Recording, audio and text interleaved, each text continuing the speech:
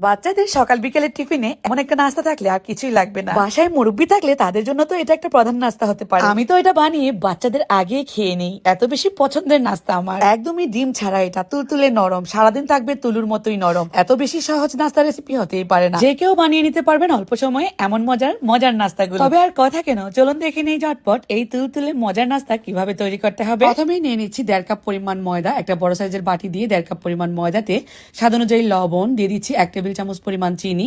এবার দিয়ে দিব ফুল ক্রিম পাউডার মিল্ক, মানে গুঁড়া দুধ। এটা হচ্ছে বিলেতি গুঁড়া দুধ, এটাকে আগের যুগের মানুষরা বিলেতি দুধই বলতো। তো এই দুধটার স্বাদ কিন্তু অনেক ভালো এবং মজার, চা দিয়ে খেতেও দারুণ লাগে।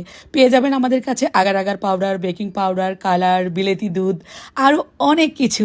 অথেন্টিক আইটেমগুলো পেতে উপরের নাম্বারে কল করে ফেলবেন। আমি এখানে বেকিং সোডা দিয়ে দিলাম 1/2 চা চামচের মতো। এখন কিন্তু নর্মাল ঠান্ডা পানি অল্প অল্প করে দিয়ে হ্যান্ড উইক্সের মাধ্যমে খুব ভালোভাবে বিট করে আমরা ব্যাটারটা তৈরি করে নেব। এখানে ময়দার সঙ্গে জাস্ট দুধ, লবণ, চিনি আর বেকিং সোডা ছিল, আর কিছুই না। ব্যাটার তৈরি হয়ে গেলে প্যানের মধ্যে একটু একটু করে দিব ডাবুর চামচ দিয়ে, আর নাস্তাটা তৈরি করে নেব।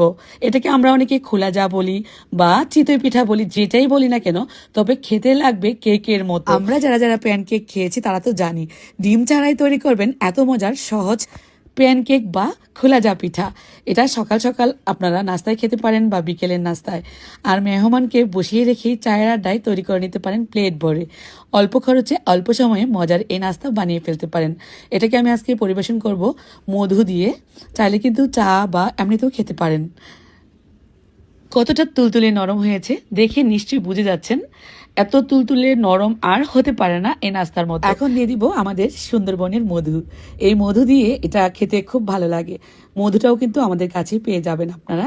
যত ধরনের বেকিং আইটেম আছে সব কিছুই পেয়ে যাবেন আল্লাহর রহমতে। আমাদের প্রোডাক্ট নিয়ে আল্লাহর রহমতে সবাই খুবই সন্তুষ্ট। যখন আপুরা বলে ফোন করে করে যে আমাদের প্রোডাক্টগুলো অনেক বেশি ভালো, তখন খুবই ভালো লাগে। মধু দিয়ে দিলাম উপর দিয়ে। আমি একটা একটু ছিঁড়ে দেখাচ্ছি কতটা তুলতুলে নরম এটা। এমন এক মজার নাস্তাটা আশা করি ট্রাই করবেন, আর আপনাদের কোনো মতামত থাকলে কমেন্টে লিখে জানাবেন। একটা আমি দেখিয়ে দিলাম ছিঁড়ে, এটা কিন্তু প্যানকেকের মতোই খেতে, আর যেহেতু ডিম ছাড়া এটা সবাই পছন্দ করে খাবেন। এই যে কতটা তুলতুলে, দেখলেই কিন্তু বোঝা যাচ্ছে, তাই না? আজকের মতো বিদায় নিয়ে নিচ্ছি আমি খেতে খেতে। সবাই ভালো থাকবেন, সুস্থ থাকবেন, আবারও দেখা হয়ে যাবে। সেই পর্যন্ত আল্লাহ হাফেজ।